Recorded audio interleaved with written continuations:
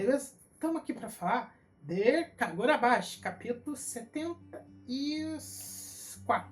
Mas vamos falar mais depois da abertura. Nerd Clover.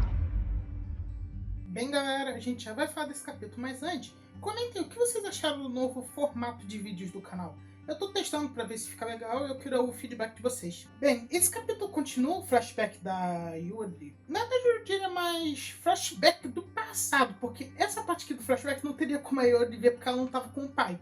Então, vemos o Samura depois de ouvir as notícias sobre a morte do Konoshige e saber que o Kamunabe está mandando reforços para escoltá-lo, chega ao Yura para negociar com o Samura.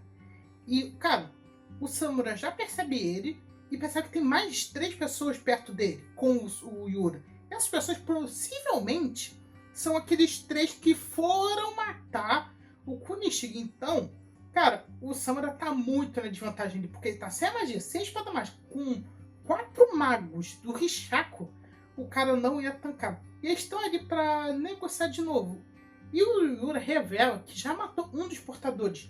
Isso eu acho que ele fez já até pra desestabilizar o Samura, porque ele já estava meio desestabilizado pela notícia da morte do Konoshige. Mas saber que mais um amigo dele morreu, e assim do nada, já deixou ele com as guardas ainda mais baixas, mais limitadas. Então, porque o Yura veio aqui, ele veio negociar de novo para chamar o Samura para o plano dele, para ajudar a acabar com o Kensei. Nessa negociação, o Samura se irrita dizendo: se não fosse por vocês, o céu não seria quebrado, a estabilidade ia se manter. O céu tá enfraquecendo por causa de vocês. Só que o Yura rebate quanto tempo isso ia durar. Você acredita mesmo nisso? Por quê?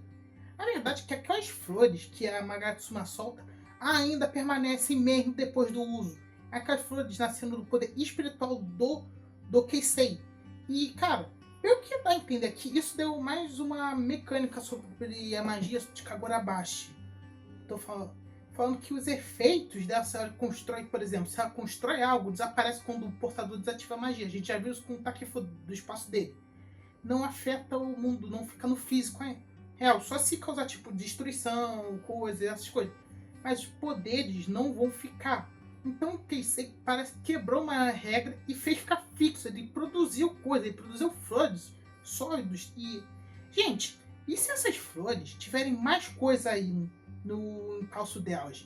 Eu não acho que elas são só florezinhas que parasitam, não. Eu acho que, minha teoria para Shinushi é: elas parasitam o corpo dos usuários, podem consumir a carne, tudo delas, só deixando os ossos, ou podem usar o cara que está nelas como um zumbi. Mas eu vou discorrer isso mais em um vídeo separado sobre as minhas ideias sobre a Shinushi, sobre a Magatsuma.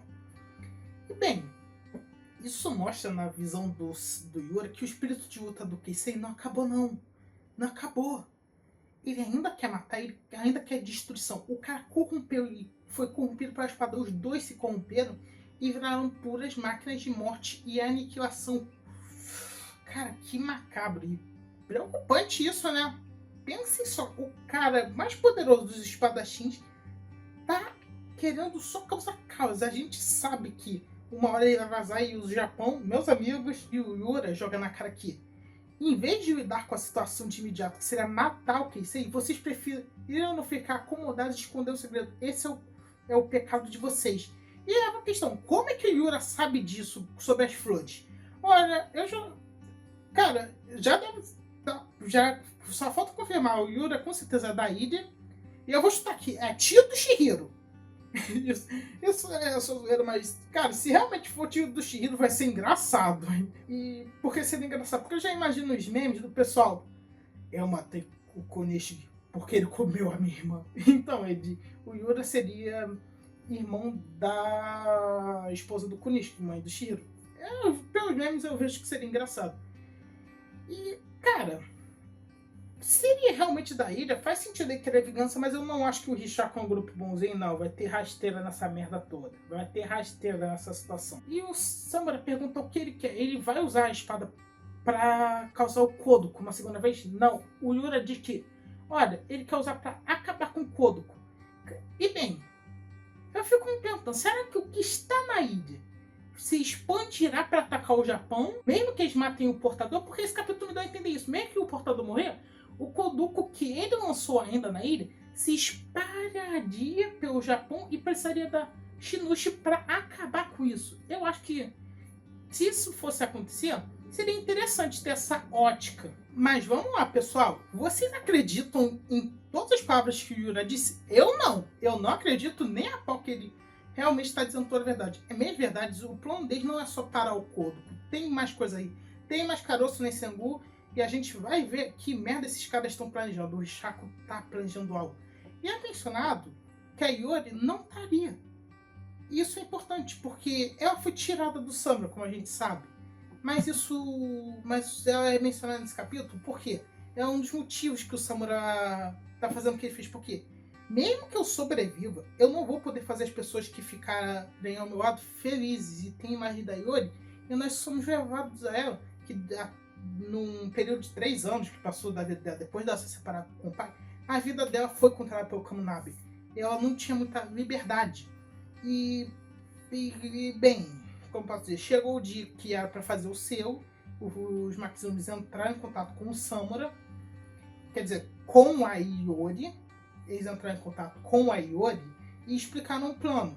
E o próprio Makuzumi reconhece que é uma coisa cruel de se fazer. E a própria Iori pensa na vida dela. Por ser filha de Samura, eu fui discriminada, fui atacada, fui machucada, fui difamada. Ela sofreu, mas também, por ser filha dele, ela passou momentos felizes com o pai e pôde ver o sorriso da mãe pela última vez, o que é algo que ela aprecia. E é uma decisão extremamente difícil. O Samura até mandou uma carta para ela se desculpando. E daí saímos do flashback. O flashback acabou e voltamos para o tempo presente, que era do momento que o Chihiro tinha cortado o Hirohiko. Todo mundo se surpreende que a Yori quebrou o seu sozinha. Só que quem chega lá é a Toto, salvando o Hirohiko, só que ele não conseguiu se transportar muito para longe. E o Hirohiko pediu a Komoyuri, então ele vai sacar ela. E a Yori, quando ia ser atacado por vários caras, chega o Chihiro num painel maneiro, eles dois voltando juntos. Eles conversam um pouquinho sobre o estilo da pureza branca da Yori. O Chihiro pergunta se ela foi treinada. E sim, ela foi treinada pelo pai, mas mesmo assim, depois do período que ela estava separada dos 3 anos, ela continuou treinando para se tornar forte, para poder ficar do lado do pai dela.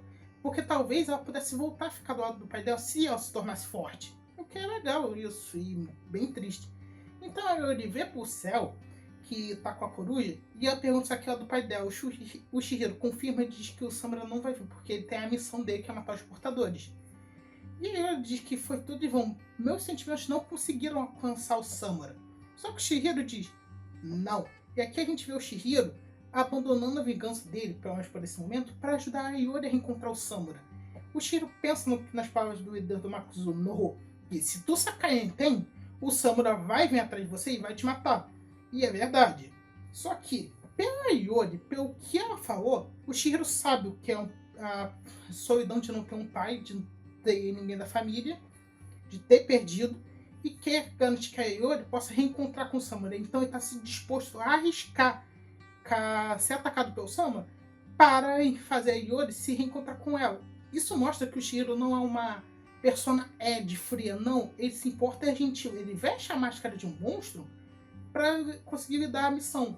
Mas ele é, surpreendentemente, eu acho que é uma das únicas pessoas de Kaguya-Basha que possa ser chamado de herói. O Chihiro, meio que ele traz a vestimenta de um monstro, ele é um herói, ele é uma pessoa boa que quer ajudar aqueles que ele gosta e não gosta de injustiças. Cara, ele ajudou todo mundo no Hakusashi, aquelas pessoas que iam morrendo no leilão, em vez de deixar elas. Ele foi salvando um por um, se botando em risco, o que é uma atitude legal e condiz bastante com o Chihiro, já que ele é alguém nobre, mas traumatizado. E bem, num painel maneiro que foi o Hirohiko e o Chihiro chamando as respectivas espadas, entende? E como Yori? E daí do nada o céu fica claro e chega lá o anjo da morte, o príncipe dos corvos, Samura, com 2 asas gigantescas de penas, uma perspectiva. Caralho, essa página foi foda! Foda! Essa cena no anime, vocês estão vendo, vai ser fogo! O interessante é que eu vi o pessoal no Twitter, eu não lembro quem era o comentário, teorizando que essa forma do Samura seria a real forma do Karazu. Já que, como a gente viu antes, era um monte de penas. Talvez Essa forma só pode ser visto quem tá no nível do Samura, porque ele é tão rápido que ninguém vê as asas de curva, a gente só vê as penas, o que é uma coisa interessante. Cara, eu vi no Kagura Baixo Brasil no Twitter, eu vou deixar acho que o link para esse post, vou tentar procurar, sobre semelhanças do Samura com um arcanjo, Samael. Samura, Samael, parecidos e, cara, o simbolismo para isso, eu não sei se é alta projeção ou real alta projeção, mas interessa bastante pro Samura como personagem. Então vão lá dar uma passada no TDs e vejam o canal o site da Kagura Baixo Brasil. Eu deixo sempre o link do site deles aí na descrição. Vamos ver. Bem, vamos esperar para o próximo capítulo. Esse foi o vídeo. Espero que tenham gostado. Até mais!